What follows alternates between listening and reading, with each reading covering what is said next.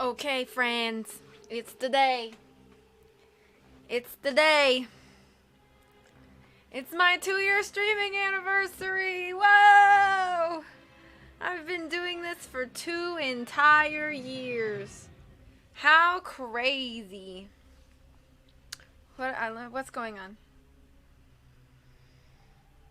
Yeah, I plan to be doing multiple things today. I will be going for a minimum of 6 hours, maybe 8, depends on how much energy I have. I will be taking breaks, 10 to 15 minute breaks in between games, if you will, in order to, hang on, let me cut this down a little more.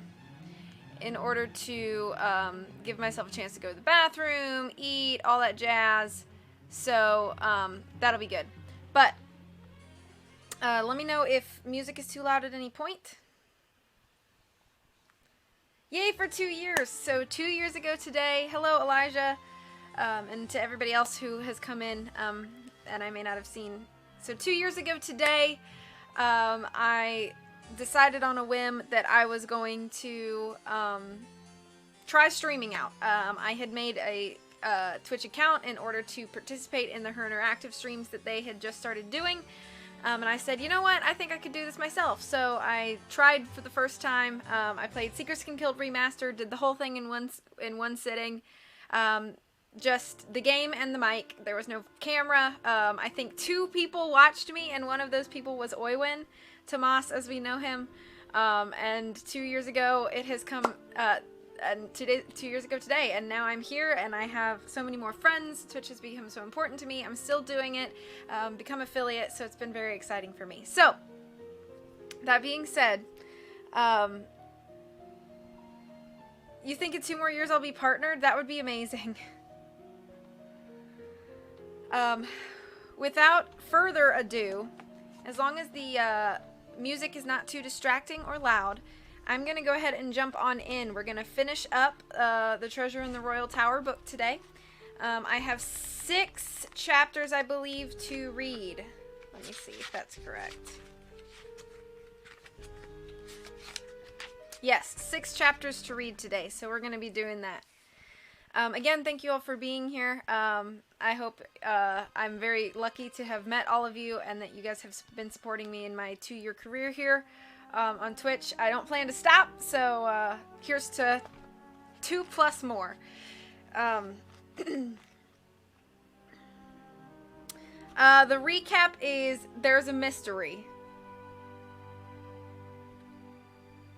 The end of the last chapter ends with Jacques telling Mark and Christy Lane what he's been doing in the tower, because Nancy said that he needed to come clean and tell them what was going on.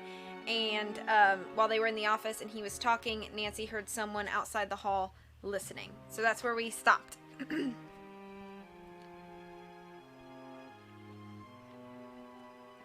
gonna assume that if you say that if you don't say anything about the music, then the music is good. Here we go. Chapter 11, The Skating Party. Nancy slipped over to the door and peered out.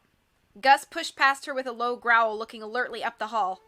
At the far end, Nancy saw the shadow of a figure disappearing around the corner. Her muscles coiled to give chase, but then she relaxed. Her leg was in no condition for running, she realized, and the person had a head start. But who could it have been? Nancy asked herself as she limped back into the office and sat down. Who had been eavesdropping on them, and why? Wrapped up in Jacques' story, the others hadn't even noticed Nancy leave. This is incredible, Mark was saying. I can't believe there's really something of value hidden in the tower room. But Mark, Bess said, you yourself brought up the subject at dinner Sunday night. Christy made a rueful face. Mark always tells that story, she said, but the truth is he doesn't really believe it. It's just some local lore we learned from the neighbors. Mark likes to intrigue the guests with it. That's right, Mark said with an embarrassed chuckle. It sort of makes this place seem more romantic, is all. That ruled out Mark and Christy as suspects, Nancy thought. They would never draw attention to the Queen's Tower if they really did think something valuable was hidden there. Anyway, Mark went on, it's okay to go on looking, Jacques. Just try to keep the noise down. Who knows, maybe you will find the Queen's letters. Wouldn't that be great? Christy said happily. Something like that would really put Butter Ridge Winter Sports area on the map. It sure would, Mark said. Thank you, Nancy, for solving the mystery. I'm glad we could help, Nancy said, but we still need to learn who vandalized the library and why. So if it's okay, I'd like to keep investigating. Leaving the office, Jacques said goodbye and ran down to the ski school office to get ready for the day's lessons. The girls headed to the dining room for the buffet breakfast. Large platters were set out on the long center table with scrambled eggs, bacon, and blueberry pancakes with hot Wisconsin maple syrup. Guests served themselves, then sat down at small tables set by the arched windows on the long side wall.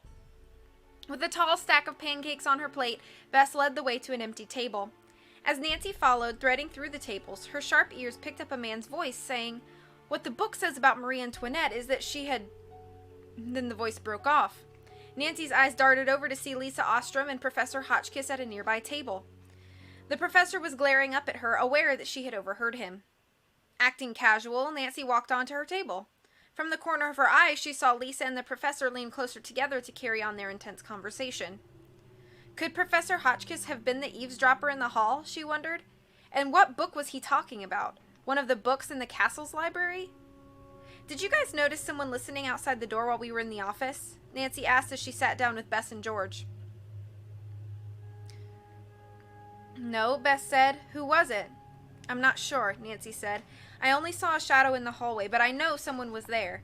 Gus noticed it too, and it was right in the middle of Jacques' story, the most important part. Bess's eyes widened. Oh no, she said softly. Now someone else knows what's in the tower. Nancy nodded. Whoever gouged that hole in the library wall already knew there was a treasure to find, she mused. Maybe this is the same person, or maybe we've got a new suspect looking for the Queen's secret. One more person to watch out for. Just then, May Alvarez came up to their table. Are you guys going down for your lessons? She asked. Bess and I are, George said, but your mom told Nancy to stay off her leg today.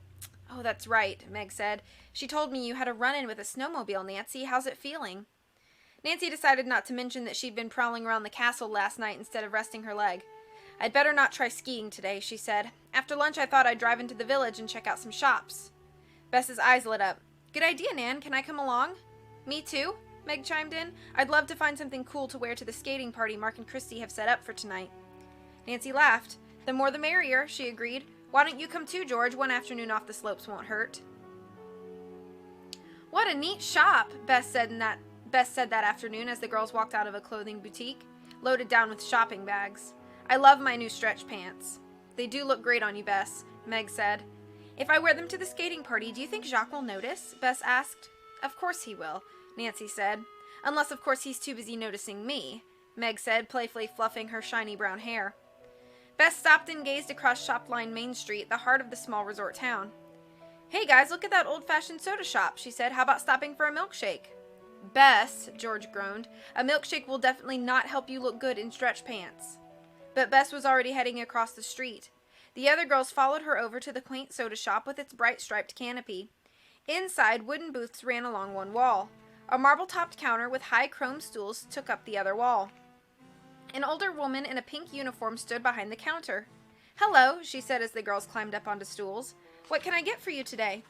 I'll have a chocolate shake, Bess said, and a piece of that pecan pie. She pointed to a gooey brown pie in a glass-topped case beside her.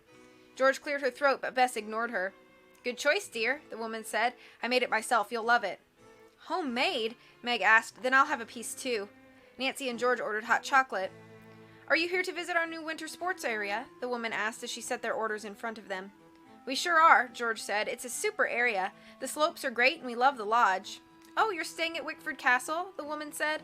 The Lanes have done a grand job of fixing it up, I hear. I hope they make a go of it. A lot of local folks work up there, folks who wouldn't have jobs otherwise, like poor old Dexter Egan. He deserves a break after the rough time he's had. Nancy sat up straight, intrigued. Rough time? What do you mean, Mrs. Cole? She asked, reading the woman's name from her black plastic name tag. Oh, he was always getting into trouble, that boy, Mrs. Cole said. I never saw such a child. What kind of trouble? Nancy asked. Playing hooky from school, shoplifting, things like that, Mrs. Cole said. Then, when he got older, there was a string of burglaries in town, and Dexter was charged with them. He ended up spending 10 years in prison, but he's been out a couple years now, and he really seems straightened out. And thanks to Mark and Christy, he has a decent job. Nancy quirked an eyebrow. I thought Dexter was caretaker at Wickford Castle for years, she said. He knows the place inside and out. Mrs. Cole folded her arms. Wickford Castle was abandoned for nearly 20 years, she said. Young hoodlums used to sneak onto the grounds and prowl around. No one was there to stop them. No, Dexter never worked there until 6 months ago. She gave a firm nod, then moved off to wait on another customer. After she left, Nancy traded glances with her friends. So Dexter Egan lied to Mark and Christy about his past, she said softly. I wonder what else he's been lying about. After dinner that night, Bess stood in front of the mirror in their room, checking out her new stretch pants. Are you sure you're up to skating, Nancy? She asked. Nancy pulled on an anorak. My leg feels great, she said, but if it starts hurting, I'll promise I'll leave the ice. A quick knock on the door, and George let in Meg Alvarez. Hi, guys, Meg Alvarez said. Everyone ready for the party? Just about, Bess said, picking up her parka. Hey, Meg, I love that purple stocking cap you have on. It looks like... I know, Meg said, interrupting her, flipping the cap's long tassel. It's Jacques. My cap blew off into the woods this morning, and Jacques let me use his. Lucky you, Bess said with envy.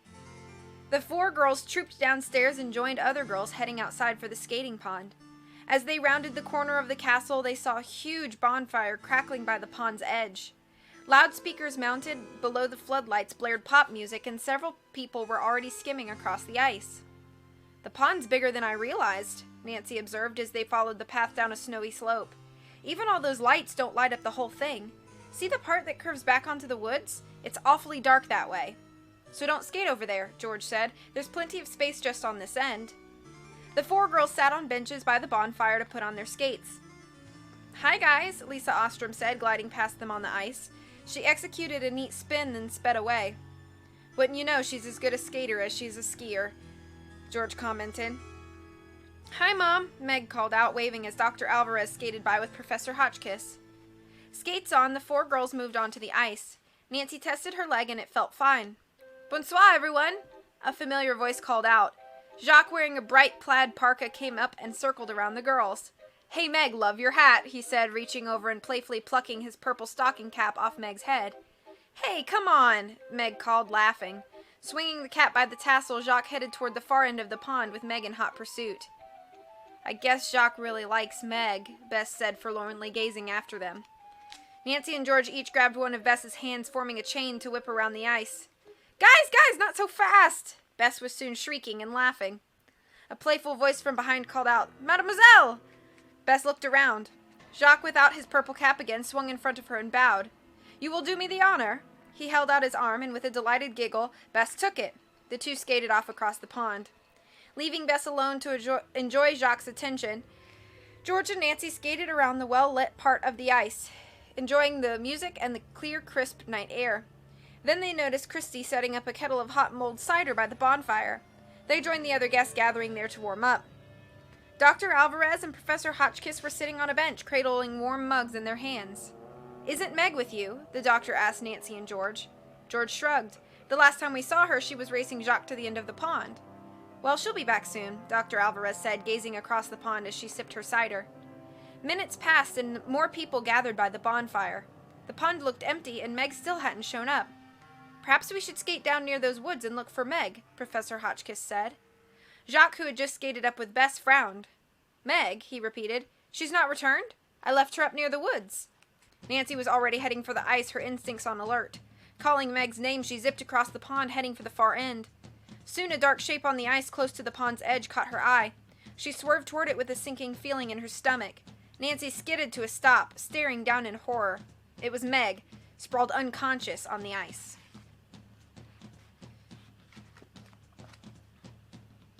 End of chapter 11.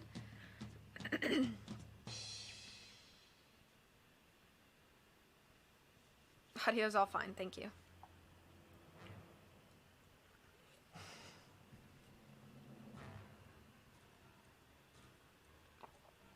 Now I want pancakes, but that's usually true. I hear you. I think Wisconsin does syrup, yep.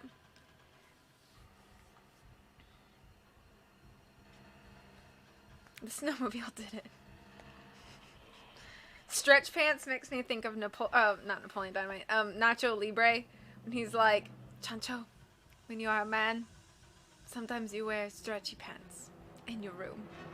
It's for fun. Nancy Darsh? What?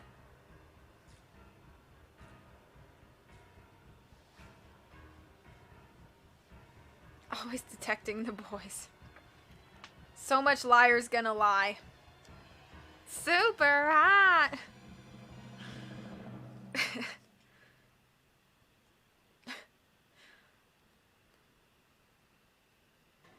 Meg isn't even in the game. Who cares about her? Terrible hangover doing dishes, but book stream. Aw. Nacho! Hi, Riddy.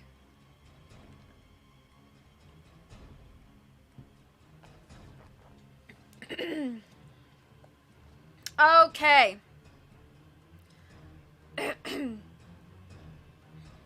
Excuse me. Chapter 12. Stranded. Quick! Nancy called. Dr. Alvarez! Jacques! Someone help! With a clang of skates, Dr. Alvarez arrived right behind Nancy. She knelt down anxiously on the ice. Meg, what happened? She asked as she raised her daughter's head and felt for her pulse. George skated up breathlessly with Jacques and Bess close behind. Is Meg okay? She asked. I'm not sure, Dr. Alvarez said, but we must get her out of this cold and over to the bonfire. Here, Jacques said, bending down. Let me help. He gently lifted Meg's tall, limp body. With her safely in his arms, he skated back to the bonfire. Meg, please open your eyes, Dr. Alvarez said urgently as she settled by the fire, cradling Meg in her arms. Squatting beside her, Lisa Ostrom rubbed one of Meg's mittened hands in her own.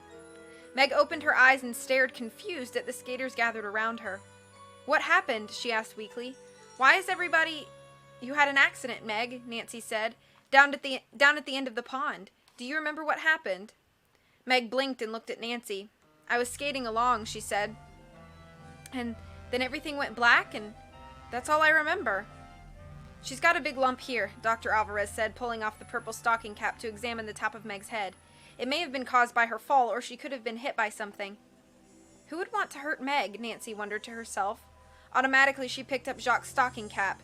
Then, looking down at the cap in her hand, a thought struck her. Could someone have mistaken Meg for Jacques? She wondered. Meg had, after all, been wearing Jacques' distinctive purple cap. Nancy stuffed the cap in her pocket and knelt down beside Meg. Meg, did you see anyone nearby before you fell? She asked. Someone may have been coming across the ice, Meg said as she rubbed her eyes and slowly sat up. But it was really dark. I don't know who it was. Was it a man or a woman? George asked. I honestly don't know, Meg said. We should get Meg inside, Dr. Alvarez said, standing up. She needs some rest. Jacques and Professor Hotchkiss hurried forward to help carry the girl.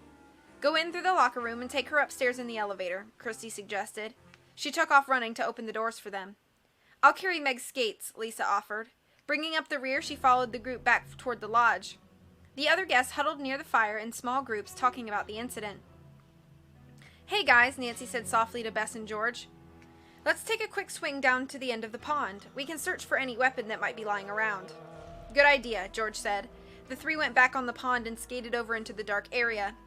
I don't see any weapon, George said as they scanned the ice, but suppose someone hit her with a rock and threw it off into the trees afterwards. If that's what happened, we'll never find it, Bess said, gazing wearily into the dark woods. Nancy sighed. Even if we did, we wouldn't know which rock it was, she pointed out. Meg didn't bleed, so it wouldn't show any bloodstains. I guess we'd better give up. Do you suspect someone, Nancy? George asked as they turned and skated back. No one definite, Nancy said. Dexter Egan could have been lurking in the woods nearby. We know Professor Hotchkiss was at the pond.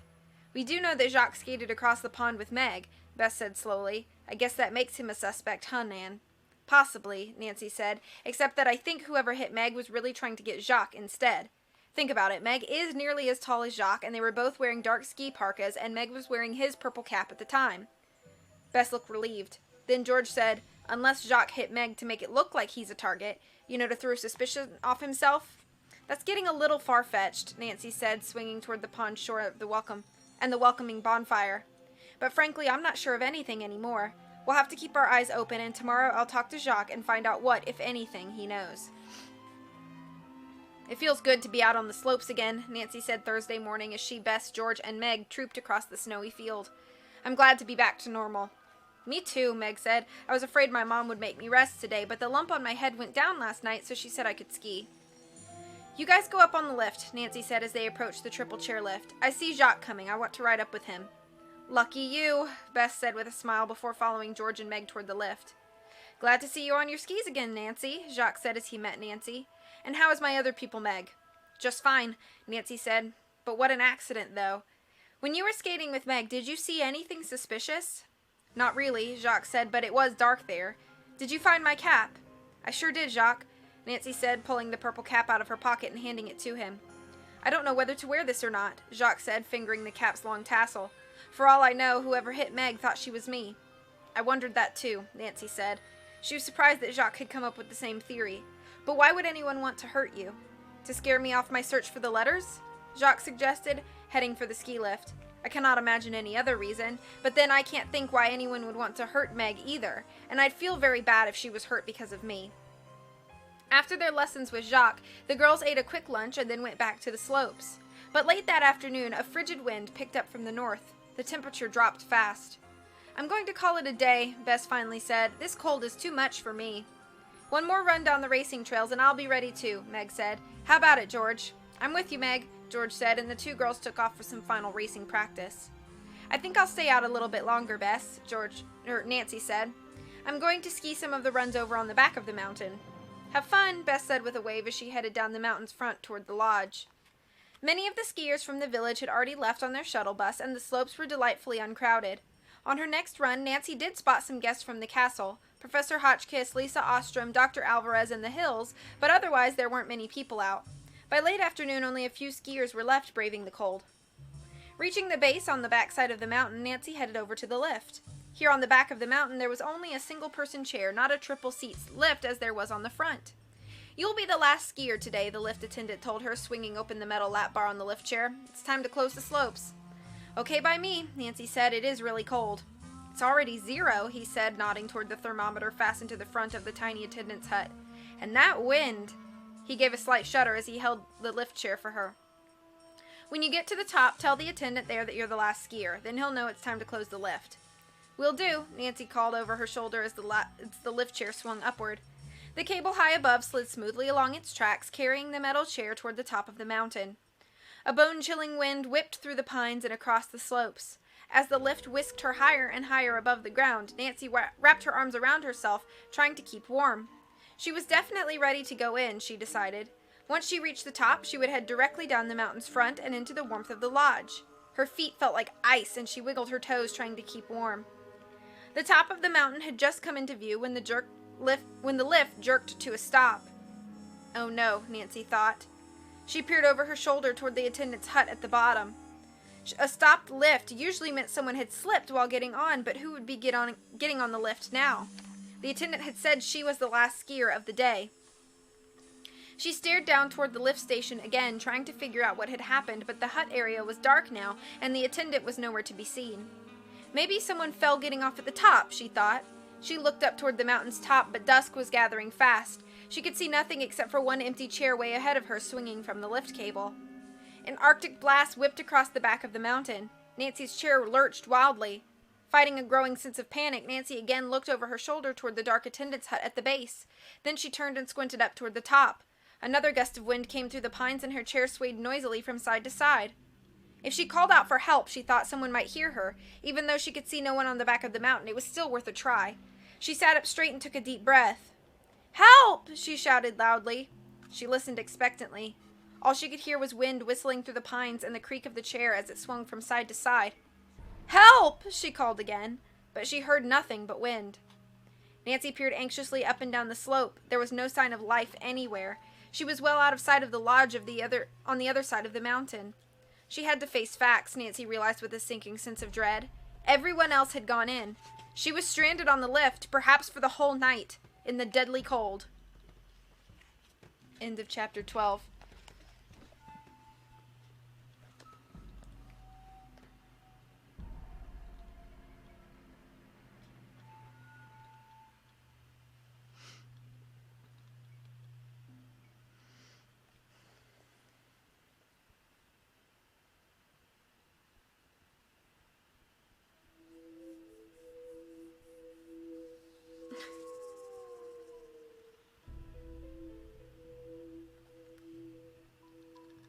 That's okay, Reed. No worries that you haven't been here much recently. Life is busy.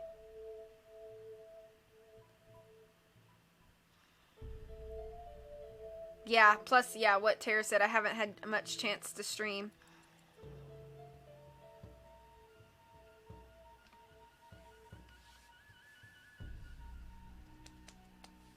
Good luck with your scholarship. Oh, hello, Timo.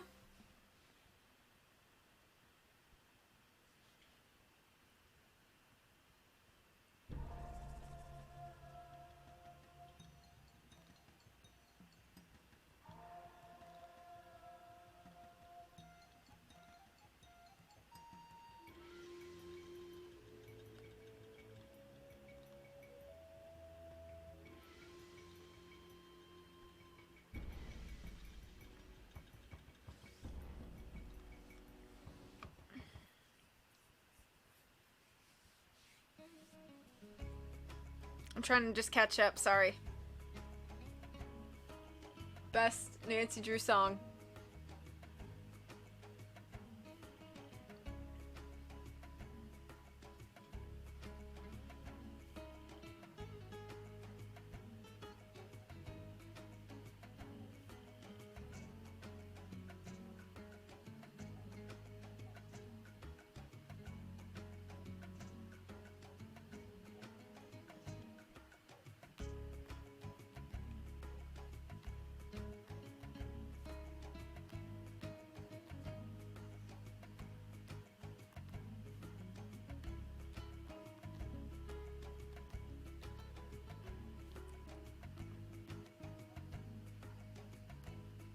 Oh, is this like that movie where people are stuck on the chairlift? Maybe.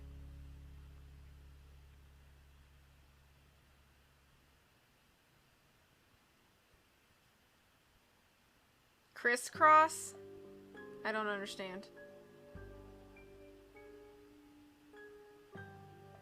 Stands up and dabs profusely. Wow. Yeah, it's good to see you, Timo. Trying to catch up for now dance break. I love that song. It's the best Nancy Drew song.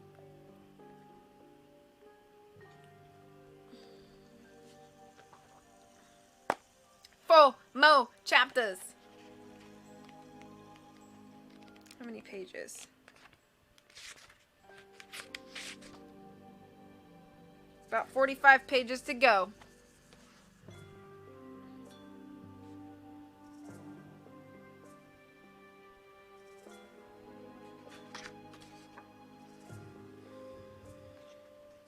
Chapter 13. The Intruder. The Intruder. Don't panic, Nancy told herself as she huddled on the ski lift, struggling to keep warm in the frigid winter air. If she wanted to survive, she had to keep a clear head and consider her options. For one thing, she reminded herself, sooner or later George and Bess would notice she was missing. They'd be sure to organize a search party. If she just stayed on the lift and kept calling out for help, eventually someone would come and find her. She sat waiting for 10 minutes or so as icy gusts whipped around her. No, Nancy told herself at last through chattering teeth, waiting up here for help was out of the question. It was too cold. She couldn't withstand the weather that long. Night was falling fast and it would only get colder. A second choice, she thought, was to try to climb off the lift. She leaned forward and peered down, trying to figure out how far above the ground she was. It had to be at least 20 feet, she judged, as high as a second-story window, but a jump might be possible.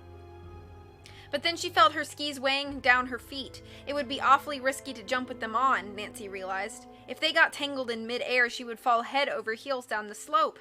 Bending over, she tried to see if she could reach the bindings that attached her skis to her boots. Maybe she could snap off the bindings and let the skis drop off, but with the lift chair's lap bar in front of her, she couldn't reach her boots. And if she swung open the bar to bend over, she could fall right out head first. She tried to lift one foot high enough for her to undo the binding while sitting up, but with the ski and boot on, her foot was just too heavy. That left just one choice, Nancy concluded, to jump off the lift with the skis on her feet. As she dropped, she'd have to just keep them straight. If she could land upright, she'd be able to ski to a stop, take off her skis, and hike up over the mountaintop and down to the front of the lodge. By now, almost half an hour had passed, and a small sliver of moon appeared in the sky. On the fading light, Nancy examined the lift chair. One long metal pipe attached it to the cable overhead. Then, like an upside-down Y, it came down and branched into two pipes which were bolted to either side of the chair.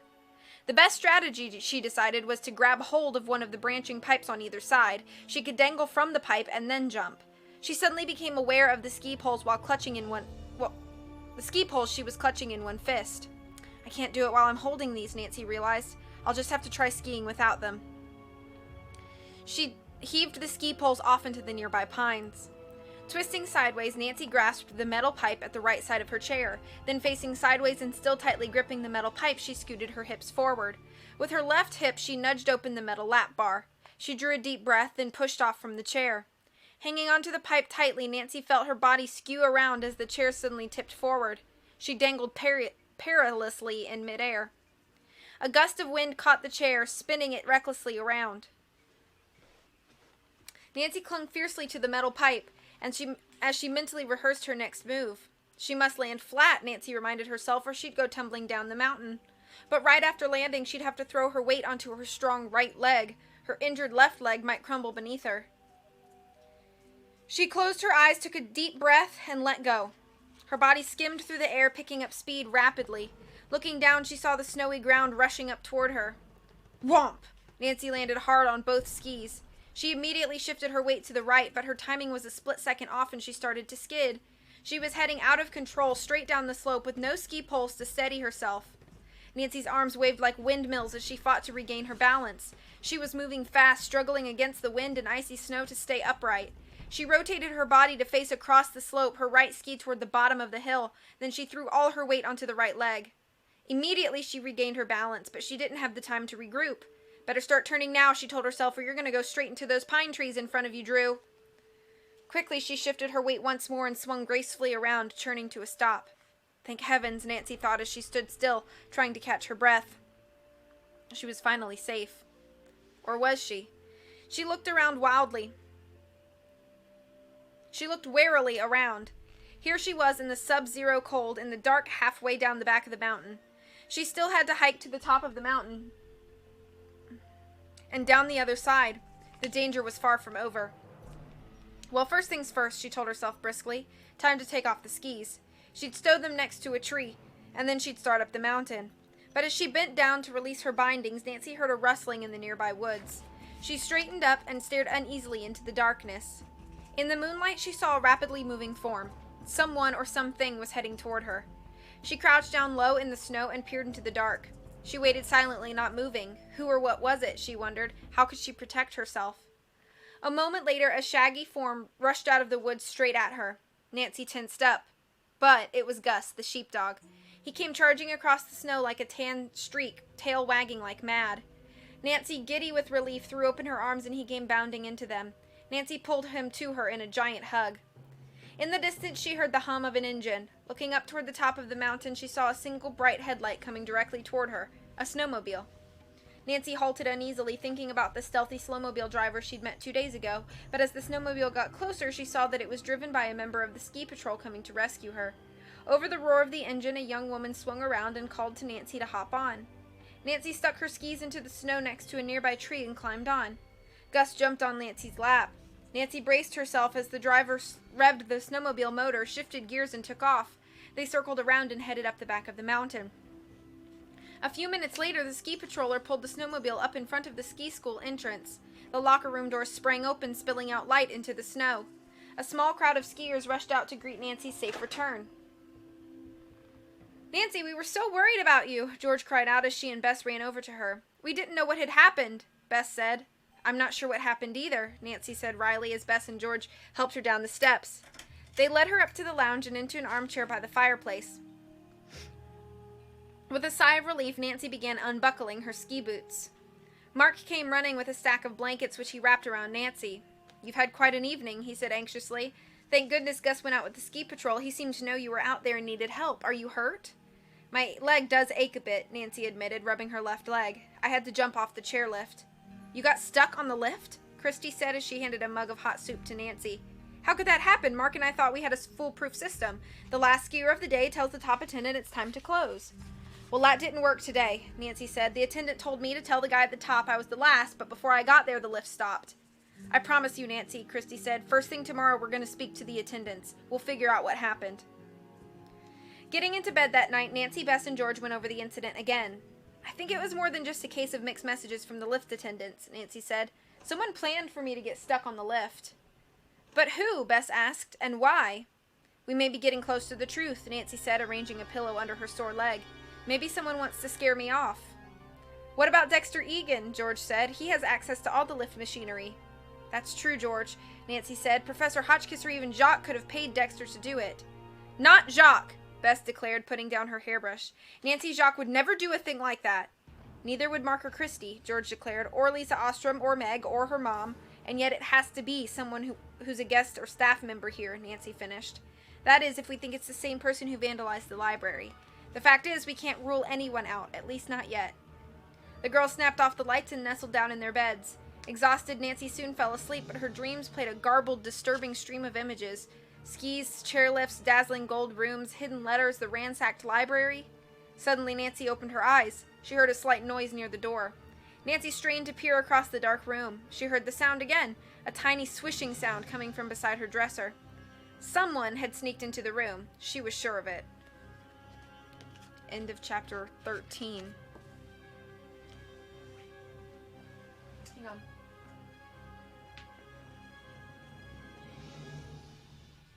I need to fix my green screen a little bit.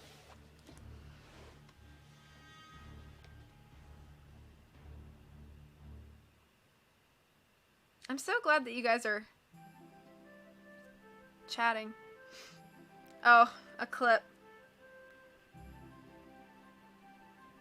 Oh no. Why must we pull that clip out again?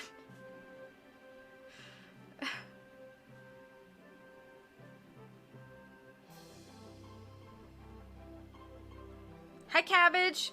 Good to see you. David Tennant is very nice. I know, I met him. The tank for the dead.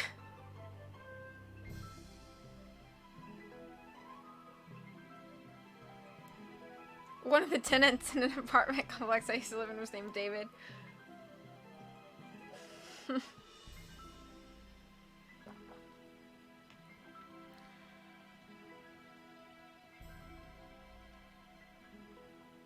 Nancy should have pizzaed, but she was French frying? What? Oh, good. Or was she? Oh, no!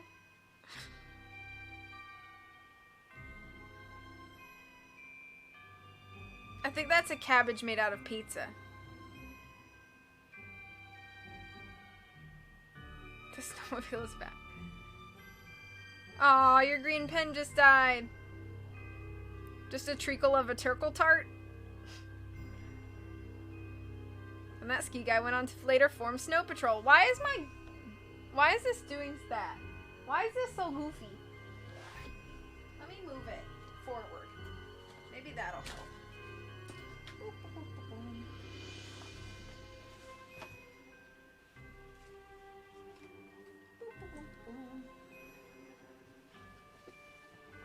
Is that better? Okay.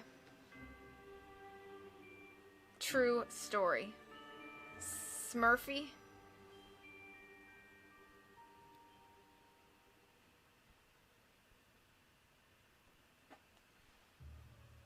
Hi, Sparkles. Burn, burn, burn.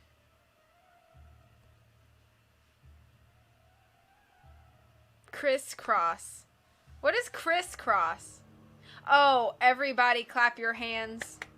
Crisscross. Okay. I understand, I think.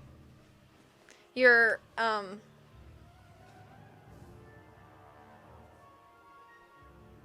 not the Cupid Shuffle. That's... What is that dance? I don't know. I don't remember. I am eternally dank.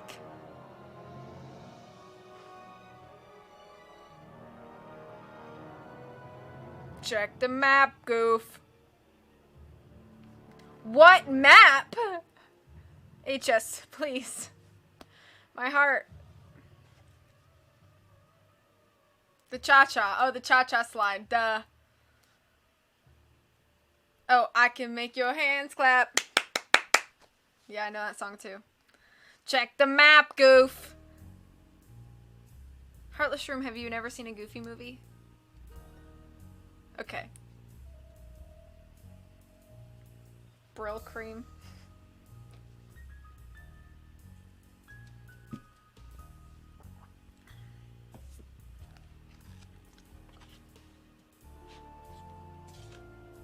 Okay. I'm gonna move on.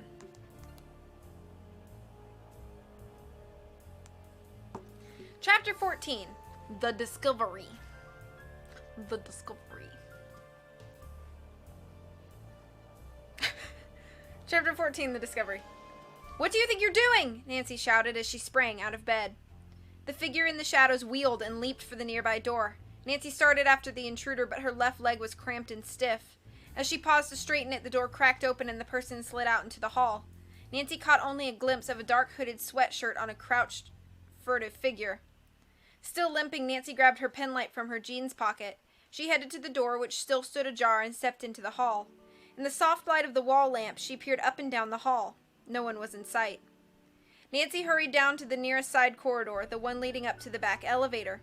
She snapped on her penlight and shone it down the dark corridor, but she saw no one. Frustrated, she returned to the main hallway. Whoever had been in her room must have gotten well away by now. When she went back in her room, a bedside lamp had been turned on. George and Bess were sitting up in bed, looking anxiously toward the door. What happened? George asked as Nancy came in, carefully closing and locking the door behind her. Somebody was in here snooping around in the dark, Nancy said.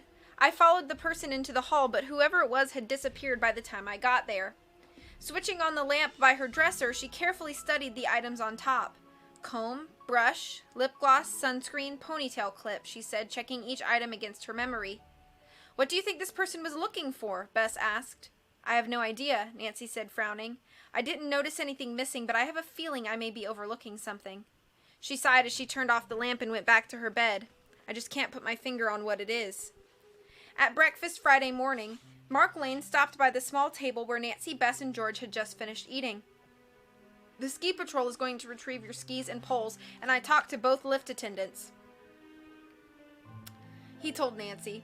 Bob, the man at the bottom lift, remembers telling you to carry the closing message to Pete up at the top. And what did Pete say? Nancy asked. Pete said that some skier relayed that message, Mark said, but he didn't pay attention to who it was. He doesn't even remember if it was a man or a woman. With all the scarves and face protectors that skiers use, it's often hard to tell.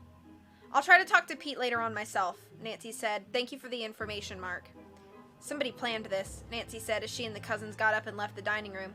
Someone got on that lift ahead of me, saw me get on, and went up and told Pete that he or she was the last skier of the day. So then Pete closed the lift and left you stranded all alone there in the cold, Bess said. That's right, Nancy said. Pete had no way of knowing I was still on the lift. It was getting dark and I was still halfway down the mountain. What a rotten thing for someone to do, George said as they turned down the hall to the lobby. But how do we know if it's the same person who vandalized the library? Nancy shook her head. My intuition tells me all these things are connected, she said. Somebody was looking for something in the library, either in the wall or the books. She came to a sudden halt. Wait a minute, that's it. What's it, Nan? Bess asked.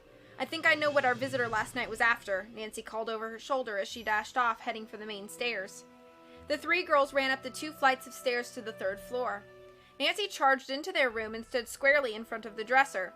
Just as I thought, she announced triumphantly. That old red book I borrowed from the library, that's gone. The one about Marie Antoinette? Bess asked. Right, Nancy said. I had it with me down in the lounge last night after dinner. I remember laying it down here when I came back up. Whoever came prowling last night took that book. But why would anyone want it that badly? George asked. If it came from Chateau Rochemont, it may hold a clue about where Marie Antoinette's letters were hidden, Nancy said, which means that somebody else may find the letters before Jacques does. She grabbed her penlight and lock-picking kit. Come on, guys, we don't have a minute to waste. We're going to the tower room. A few minutes later, the girls were making their way down the long basement corridor. Even in the daytime, the windowless hallway was dark and forbidding. Nancy flashed her penlight straight ahead until they saw the door to the tower stairs. Nancy picked open the lock, and the girls stepped inside the room with the embossed wooden feathers.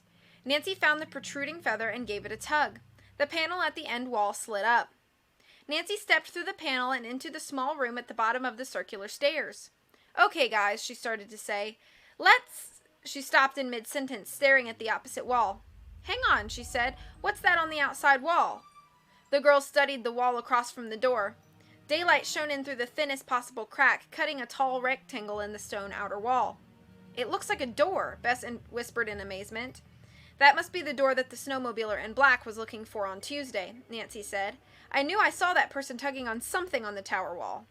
"We couldn't see it when we were here the other night," Bess said, "but with the sunlight shining through now, it's visible. And look here," Nancy flashed her light up and down the edges. "The door has been opened recently. All these cobwebs are broken." "Maybe the snowmobiler finally found the other entrance," George said. "Someone did," Nancy said. "Let's see if we can get this door open." She examined the area for a door handle but found none. "Maybe it swings outward. Let's try giving it a hard push." Together the girls threw their weight against the door, but it didn't budge. "You know what?" Nancy said, suddenly dropping her voice to a whisper. "If someone did get in this way, whoever it is might still be up there. Come on, guys, we better go see what's going on." The girls started up the rickety stairs, careful to avoid the broken step where George had fallen through. At the top, Nancy pushed open the door to the small, narrow hall and stepped in. George and Bess followed close behind. Nancy tiptoed across the landing and pressed her ear by the door. She listened intently for a moment, then shook her head. "I don't hear anybody," she whispered to her friends. "Let's try the door." Nancy turned the knob and eased the door open. The round room beyond was dark. Cautiously, Nancy flashed her light into the room. "Nobody's here," she said in relief. "Let's go on in." She reached around and snapped on the light switch. The crystal chandelier blazed with light. "That is the most beautiful thing," Bess said, staring up at the elaborate glass fixture. "Look at all those delicate crystal flowers holding up the light bulbs and all those gorgeous crystal pendants. When all the dust has been cleaned off, I bet this is going to sparkle like a mass of diamonds." "Yeah, but what a job cleaning all those gorgeous crystal pendants," George said with a wry smile. "And imagine what it's like in the days when it was lit by candles instead of light bulbs. How would you like to scrape candle drippings off of all those pendants?" Nancy glanced around the room. Beside the gold-embossed wall spread out on the floor were Jacques' tools. Next to them was his footstool with a folded sweatshirt lying on top. Curiously, Nancy walked across the round room. Something was amiss. She wasn't sure just what it was, but something about the room didn't feel right. She knelt down and picked up the sweatshirt. 3 gilded leaves lay underneath the stool. "That's odd," she thought, glancing around. Where did these gold leaves come from? Jacques had said that he always replaced each leaf he removed, fitting it back into its special spot on the wall. And then she saw it. Just a few inches above the floor there was a small hole in a wall panel. Quickly, Nancy knelt down and flashed her light into the opening. Inside was a neatly finished square cavity. Was this the niche that Jacques' great-grandfather had told him about, she wondered? The niche that held the Queen's letters? Holding her breath, Nancy shoved her hand inside. But the niche was empty. End of chapter 14.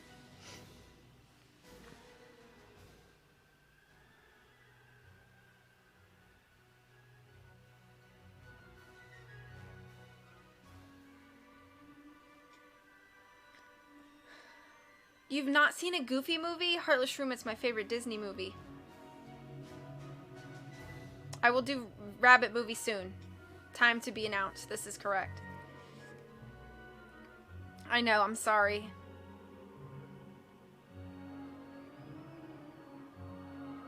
I mean, somebody else can host it. That doesn't hurt my feelings or anything. I've just been so busy lately, I haven't really been able to even think about it.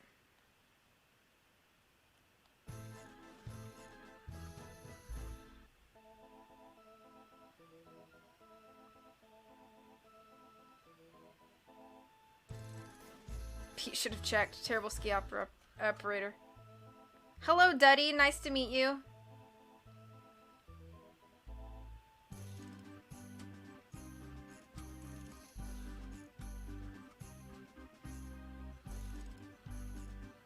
Nancy did this. Nancy did this. Nancy did this. Yeah. Yeah, no, this is a Nancy Drew mystery.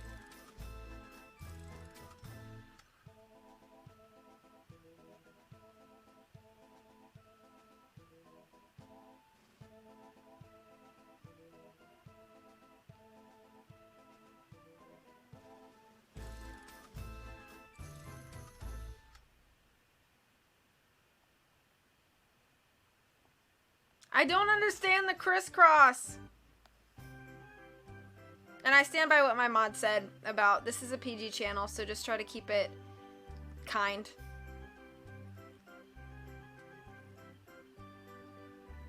What's the Disney versus Pixar battle?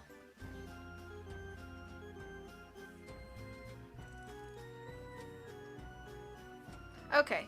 That's good. That's enough. Thank you, Terror.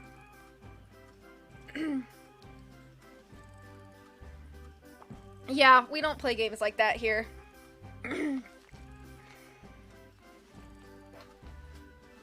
Ouch! I just cracked my knee into my desk. I appreciate you getting rid of that, Terror. Moving right along. He's correct.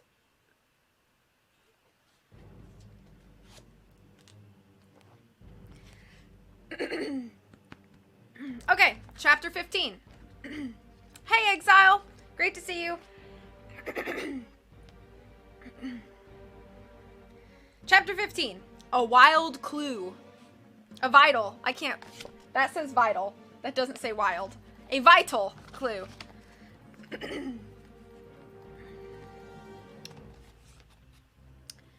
Nancy turned to face George and Bess. We've got to get back downstairs, she said urgently. Someone's already found the Queen letters. You're kidding, George said in disbelief. It has to be whoever broke into our room and took that book, Nancy said, striding swiftly toward the stairs. If we can just find who has the red book now, I bet we'll find the letters too. Bess and George trotted after her. But how do we find the red book? George asked. We search everyone's rooms, Nancy called over her shoulder as she reached the winding staircase. This is a perfect time. Just about all the guests will be out on the ski slopes this morning. Let's go ask Mark and Christy for a pass key. The three girls hurried down the stairs and soon emerged in the basement corridor. A few minutes later, they were upstairs knocking on the Lane's office door. Mark and Christy were surprised when Nancy told them about the nighttime intruder, the missing book, and the empty cavity in the tower room wall. But they readily handed Nancy a key that would open all the guest room doors. I was just thinking, Mark said while Christy was photocopying for the girls a list of the guest room numbers. The red book is written in French, right? So aren't we looking for someone who can read French? That makes Jacques look pretty suspicious. That's true, Nancy said, but why would he steal the red book from me? I would have given it to him if he'd asked. No, I think we have to find someone else who reads French. We know Professor Hotchkiss does, so we'll search his room first, but other guests may know French too. We'll just have to keep looking until the book turns up. I haven't found anything here at all, George said in Professor Hotchkiss's room a short time later. Have you, Nancy? Not a thing, Nancy said, looking around. Maybe he has the red book with him, Bess suggested. Out on the slopes? George asked skeptically. Okay, maybe not, Bess said. Whose room do we search? Well, next, Nancy. We'll move down the hall in order, Nancy said. It'll be faster this way. So who's next door to Professor Hotchkiss? George asked as they left his room. Nancy studied the guest list that Christy had provided them. Lisa Ostrom, she said. Well, that shouldn't take long, George said as the girls headed toward her door. I doubt that Lisa's behind any of this. After all, she got trapped in the fake stairway. She's a victim, not a culprit. True, but I overheard Lisa and the professor talking about Marie Antoinette at breakfast the other morning, Nancy said, fitting the passkey into Lisa's door. That shows Lisa has some interest in the subject. The girls stepped inside Lisa's room. Bess, you start with the desk over there, Nancy said. And George, you can... She stopped in mid-sentence, staring in the direction of the bed. A small table covered with magazines and newspapers sat next to Lisa's bed. Right under the top magazine, a corner of a small book poked out. The red book, George exclaimed. Does that mean Lisa was the person in our room last night? Bess asked. It sure looks that way, Bess, Nancy said, picking up the book. She must have figured that the red book held a clue to whatever was in the tower. But how did she know that we had the book in our room? George asked. I had it with me in the lounge last night, Nancy recalled. When I came up, I passed Lisa on the stairs. She must have noticed the book then. If she'd already searched the library looking for clues, she would have known what that book was. But the night we discovered the library had been vandalized, Lisa said she could only read Spanish, not French, George remembered. She probably said that to throw people off her track, Nancy said. I wonder if Lisa was the person out by the tower in the black snowmobile suit, Bess said. She just may have been, Bess, Nancy agreed. And if she took the red book, then I'll bet she's the one who beat Jacques to the Queen's letters. Guys, let's get busy. Let's search this room. Nancy assigned each girl a section and they set to work hunting for the letters. Hey, what do we have here? Bess said a short time later as she picked up Lisa's camera bag. This side pocket seems pretty bulky to me. She unsnapped the pocket and reached inside.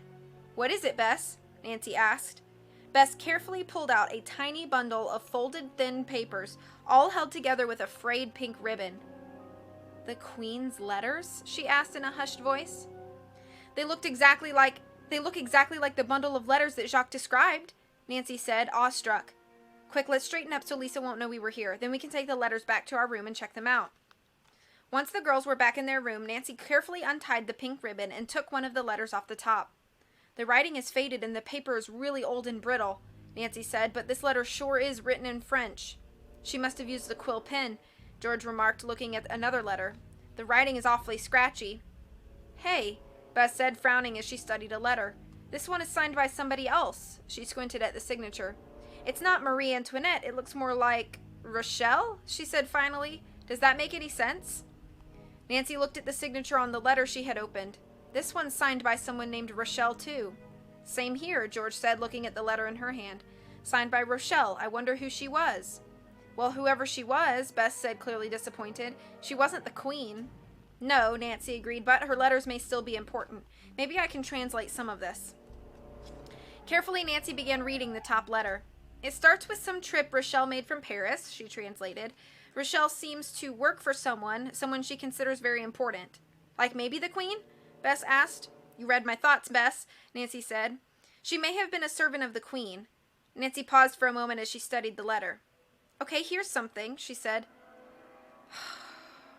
I'm gonna ruin this. Le plus grand diamant de Moraine, she read out loud. My Queen's largest diamond, she translated. Now we're getting somewhere, George said excitedly. What else does it say, Nancy? Moraine a caché le diamant dans le lustre de la chambre d'or parce qu'elle avait peur des révolutionnaires. I'm sorry, all you French. I'm sorry to anybody who can read French. Let's see, this sounds like my Queen has hidden the diamond in the chandelier of the gold room because she is afraid of the revolutionaries. But how could she hide it in the chandelier? Bess asked. Nancy snapped her fingers. Of course. Remember all those tiny crystal pendants hanging from the chandelier? Sure, Bess said. They're cool. What if one of them is more than just a piece of crystal? Nancy asked. You mean like maybe one of them is a diamond? George asked. You got it, George, Nancy said. According to Rochelle's letter, when the French Revolution started, the Queen was afraid that the rebels would find her biggest diamond, so she hid it. And what better place to hide a diamond pendant than dangling right in plain sight, surrounded by 100 others that look exactly like it? So the diamond pendant could still be up in the tower room? Bess said. Wow. Possibly, Nancy said, placing the letter on top of the pile. I'll bet you that Lisa has read this and figured out where the diamond was hidden. We'd better get back up to the tower room now before it's too late. Let's go, George said, jumping to her feet. On second thought, Nancy said, rising hesitantly, maybe you guys should wait in the basement locker room. If Lisa comes in from the slopes, you could stall her somehow. I don't want her to find me searching for the diamond. The girls ran down the large front stairs, passing the main lounge as they headed toward the lower level. As they did, Gus jumped up from in front of the fire, giving an enthusiastic bark. Not now, boy, Nancy said, holding up one hand. We'll have time to play later, I promise. They hurried on down the stairs to the basement, where George and Bess stationed themselves near their lockers. Nancy sprinted on down the corridor that led to the circular staircase. A few minutes later, Nancy reached the door of the secret round room. She thrust it open and stepped inside. The crystal chandelier was blazing brightly. In the middle of the room, directly under the chandelier, stood Jacques' stepladder, and high on the ladder, standing next to the crystal chandelier, was Lisa Ostrom. In her left hand, she held a sparkling pendant. Lisa turned and glared furiously down at Nancy. You! She spat out angrily. Snooping again, Nancy drew. Well, this time you're going to be very sorry. Then, like a shot, Lisa sprang from the ladder and lunged at Nancy. End of chapter 15.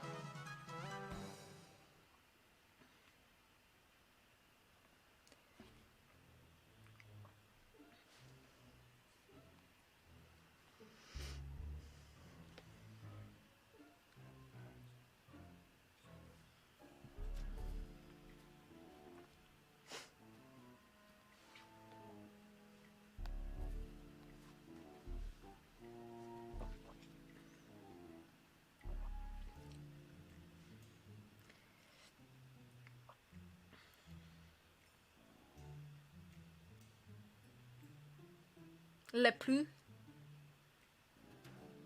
I know it was terrible. I'm sorry.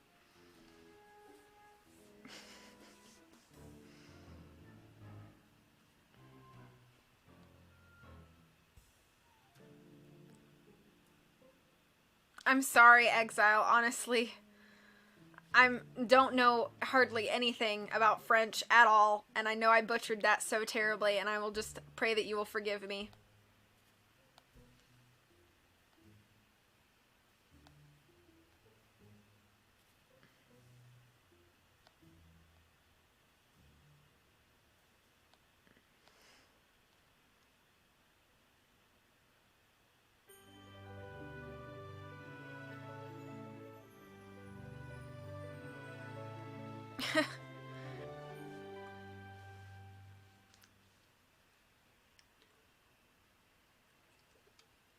We have one more chapter, boys and girls.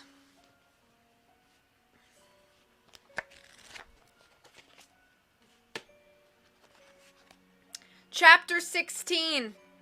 Rescue. As Lisa Ostrom lunged at Nancy, Nancy quickly turned sideways and raised her foot, preparing for a karate kick. "You better watch it, Lisa," she warned. But Lisa still advanced. Nancy shot her right leg out, but Lisa twisted quickly away. "You may think you're the only one who knows karate, Nancy," Lisa sneered, "but trust me, you're not." She crouched expertly in a karate stance. She's not kidding, Nancy thought. Slowly, she began circling Lisa. With her gaze fixed on Nancy's face, Lisa also moved around in a slow circle. Nancy stayed silent, concentrating on Lisa's every move. Suddenly, Lisa moved forward, letting out a loud karate yell. The hard side of her right hand flew toward Nancy's throat. Nancy jumped back, barely avoiding the blow. "You'll never get away with this, Lisa," Nancy said. "Of course I will," Lisa said angrily. "The only person standing between that diamond and me is you. And you won't be standing there much longer. After all I've gone through, do you think I'm going to give it up now?" "And what exactly have you gone through, Lisa?" Nancy asked, stalling for time, eyes glued on her opponent. "Finding this room, for one thing," Lisa replied. "I thought I'd never find that outer entrance to the tower, those stupid winding stairs, and that hidden entrance. And I had to go through all the books in the library in the first place, trying to figure out what treasure was hidden in the tower. It was pure luck that I found the note inside the red book." "What note?" Nancy asked. Lisa let out a contemptuous laugh. "A note written by Rachel de Chiffon, tucked inside that red book," she said. "I had to put it back in the library so no one would find it on me. It said she had hidden her letters in the panel of the tower wall." "Then why did you vandalize that beautiful library?" Lisa's eyes narrowed. "My French is only rudimentary, and I thought the note said the library wall. So I gouged out the wall behind the painting, and I couldn't find the niche. Then I remembered Mark saying that the library paneling came from England, not France. I realized Rochelle meant the wall inside the tower, so I found it, no thanks to you and your nosy friends." "So that was you in the black snowmobile suit on Tuesday looking for a doorway outside the tower," Nancy said. "Yeah," Lisa said nastily. "By the way, how does your leg feel?" She made a sudden move, trying to catch Nancy off guard. Nancy deftly sidestepped the attack. "As you can see, my leg is fine now," Nancy answered. "How about that stalled elevator Sunday night? Was that you again?" "You bet," Lisa said. "I was down exploring the lower level when I heard you and George talking about how you're a detective. I knew you were after my treasure. When I heard you go into that elevator, it was just too tempting. I flipped the switch to trap you inside." "Didn't you learn then that we don't scare easily?" Nancy asked. A split second later, she made a quick jab at Lisa with her foot. Lisa parried it neatly, almost knocking Nancy off balance. "I figured I'd beat you to the treasure anyway," Lisa said. "But then last night after dinner, I saw you carrying that red book. I didn't want you to figure out where the letters were, so I took it from your room." "Lisa," Nancy said, taking a tiny step forward, "why is this diamond so important to you?" "Why?" Lisa said angrily. "Because it's worth hundreds of thousands of dollars? Obviously, you have no idea how little I'm paid for my articles. You can't imagine what I go through trying to live on my tiny income. This diamond will bring me enough money to do anything I like." She paused, watching Nancy. "But enough talk," she said, suddenly lunging forward and striking at Nancy's throat. Nancy jumped away, but the blow landed on her shoulder. Nancy countered with a loud karate yell and a hard chop to Lisa's arm. Just then the door swung open. Gus the sheepdog came charging in, heading directly for Lisa.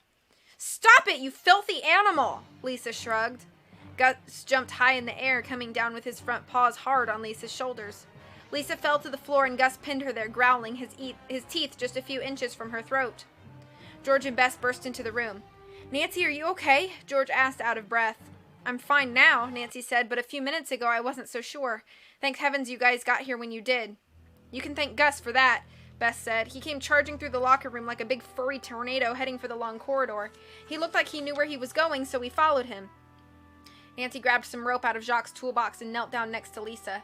"Okay, boy," she said to Gus. "We'll tie Lisa's hands behind her back, and then you can let her go." A moment later, Gus backed off as the three girls pulled Lisa to her feet. "Lisa," Nancy said, "we're going to get you down that staircase and back to Mark and Christie's office. And after that, you may just have a little visit from the police." "This is such an intriguing story," Professor Hotchkiss said that evening as Wickford Castle's guests gathered around a roaring fire in the lounge. "It certainly is," Dr. Alvarez said. "Nancy, how did Lisa know there was a treasure in the tower?"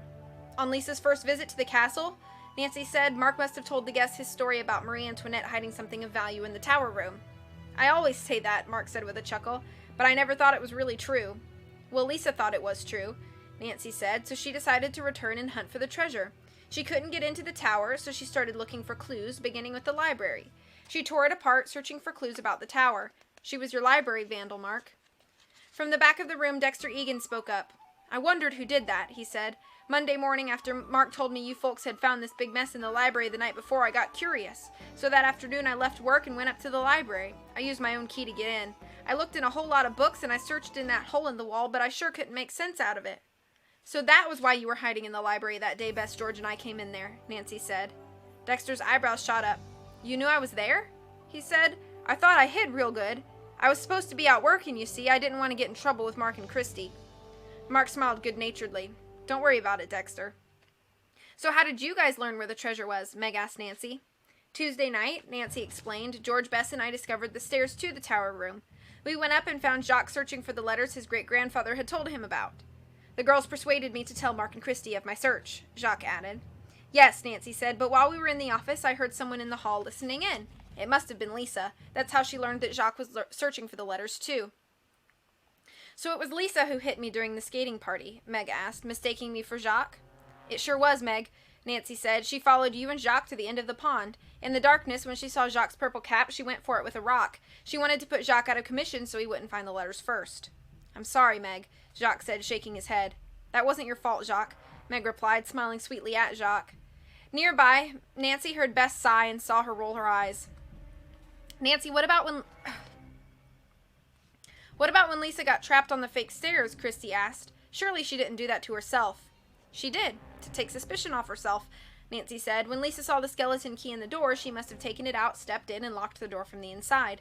Then she put the key in her pocket and started calling for help. The next day, out by the snowmobiles, we saw someone in a black snowmobile suit drop the key in the snow, and now we know it was Lisa." "And Lisa was responsible for stranding Nancy on the chairlift," Christie said. "When we showed Lisa's ski parka to Pete, he said that she must have been the person who told him that she was the last skier of the day. She knew he would close down the lift, leaving Nancy hanging there in the cold. But Lisa couldn't have been the one who sawed through that step on the circular staircase Tuesday night," Bess said. "You know, the one that George fell through?" "That's right," George piped up. "Lisa had not found her way into the tower yet on Tuesday." Dexter Egan cleared his throat uneasily. "That was me," he spoke up. "I've already told Mark and Christie everything, and now I'll tell you. Mark started asking me all these questions about my past, and I figured you put him up to it, Miss Drew, so I sawed the step to scare you girls away. I didn't want anyone to know I'd done time in prison, and I thought I might lose my job." "We've decided to give Dexter a second chance," Christie said. "I swear I never wanted to hurt anyone," Dexter went on. "I sure didn't think anyone would fall through the step. I just wanted to stop you from investigating anymore." He looked at Nancy. "I'm sorry." "Well, I must say Lisa Ostrom is a clever young woman," Professor Hotchkiss said. "I must admit I was looking for a way into the tower too, but I don't suppose I would have ever found it." The guests turned to look at the white-haired professor in surprise. "I didn't travel all the way from northern Massachusetts to Wisconsin just to ski," the professor went on. "As most of you know, I have long-standing research in Marie Antoinette. During my research, I read about Rochelle de Chiffon, one of the Queen's ladies-in-waiting. She survived the French Revolution, and in her old age, she hinted that the Queen had left a treasure hidden somewhere. Later, I learned that the Tower of Chateau Rochemont had been transplanted to Wisconsin. Knowing of Marie Antoinette's love for the chateau, I began to wonder if the tower held her secret. A wild hunch, perhaps, but I thought it worth a trip. I pretended to be on a ski vacation, though. I didn't want other scholars to guess what I was up to." You were on our suspect list for a while, Professor, George admitted. That day when you came in the locker room wearing that black snowmobile outfit, we were very suspicious. Sheer coincidence, the professor declared. I had been out earlier on one of the guest snowmobiles, but now I know why you young ladies looked at me so strangely when I came in. It did unnerve me, I must say. I guess that clears everything up, Mark said. Thanks to Nancy Drew, the hidden letters have been found and a priceless diamond has been discovered, and Lisa Ostrom is safely in jail where she belongs. The only question left now, Christy said, is deciding what we should do with all these valuable items. Mark and I have talked it over, and we'd like to return the diamond to the French government. After all, it came here from France. A fine idea, Professor Hotchkiss said. But Rochelle's letters are something else, Mark said. We realize how much the letters meant to Jacques and how hard he searched for them. But Mark, Jacques said, my search was for the memory of my great-grandfather. I have no personal desire to own the letters.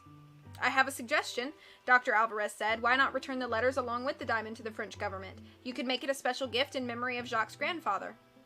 Well, that's a great idea, Christy said. Nothing would please me more, Jacques said, but we must ask France to let the professor study and publish the letters first. I appreciate his love for my country's history. I know he would do a fine job in translating and understanding these letters. Jacques, Professor Hotchkiss said warmly, I would be pleased and proud to have that opportunity. Thank you so much. And thank you, Nancy, Christy said, for all you've done for Wickford Castle and Butter Ridge Winter Sports area.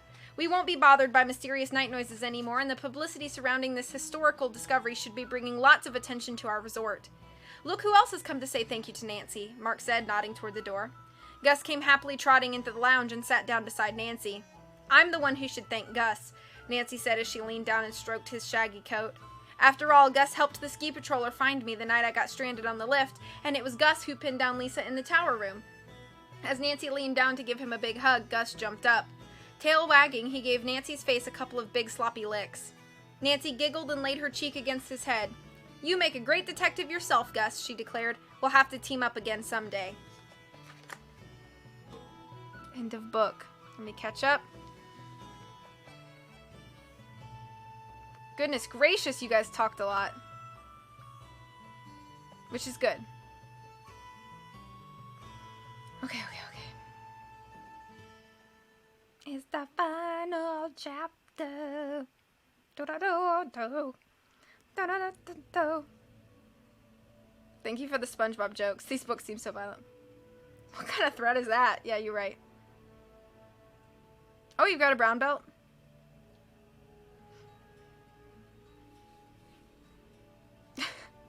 Like Jamie from Jingle All the Way. Oh, hey Storm, how you doing?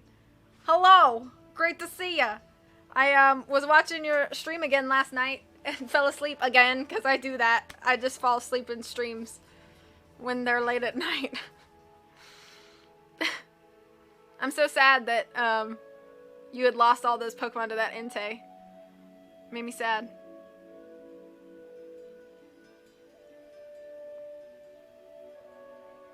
The Crystal Palace makes me think of Paper Mario, which I'll be playing later. Get her with your large karate. You finally made it to a V-stream, yay! Large loud karate chop. Big Furry Tornado was my high school name.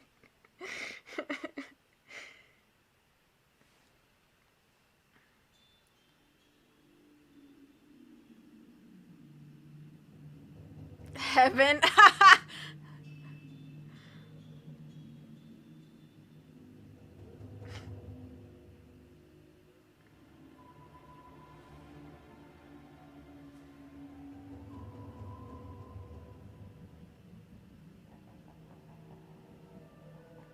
Lisa couldn't be the one tearing her apart.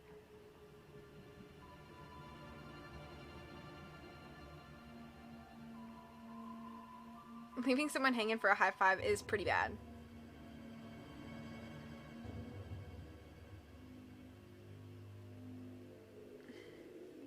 Loving in Spain.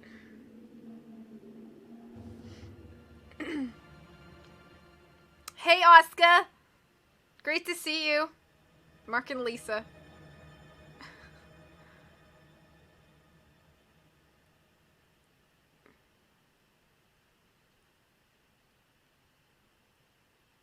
I'm just trying to watch, or trying to catch up on all this chat.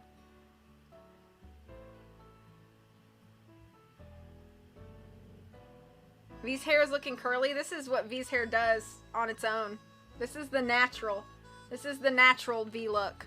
V showers, and when the hair dries, it does this.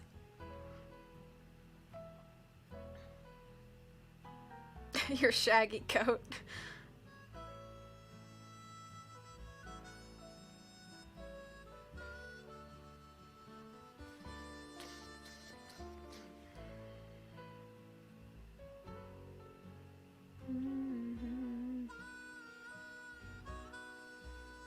Cops for book. That didn't taste the bane of my existence.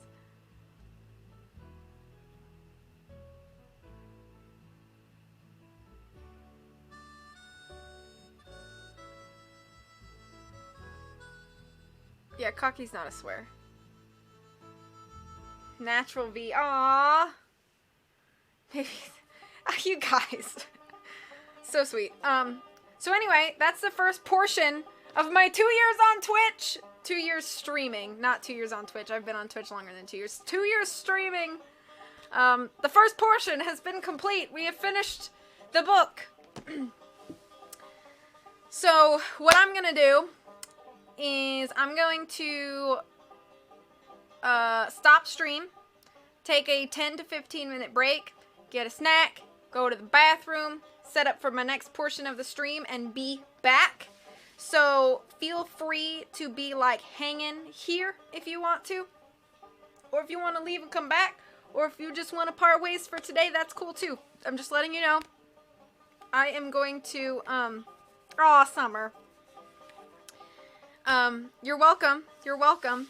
So I'm gonna go take my break. I'm gonna stop stream though, so that I can, like, you know, change the layout and everything, and it's not like live editing, but all that jazz. So I'm gonna come back. When we come back, we're gonna continue. When I come back, we're gonna continue to play through the Francie Drew and Friends collection. So that'll be fun. So I hope to see you guys back in a bit. Oh, no, it's not over, CJ. I'm just taking a quick break, and I'm coming back with some Francie Drew and Friends in like 10 to 15 minutes. Just listen to my words. Oh, hi, Ryan. Great to see you. In North Carolina, I like Raleigh and Wilmington. Those are two areas I like in North Carolina. Or Charlotte. There's some cool things in Charlotte. Is now interested in live editing. No, though. No, though. Oh, please, Rob. Okay. I'm gonna stop trying to catch up with the chat, and I will see you guys back here shortly. Okay. See you in a bit. Alright. Okay, bye.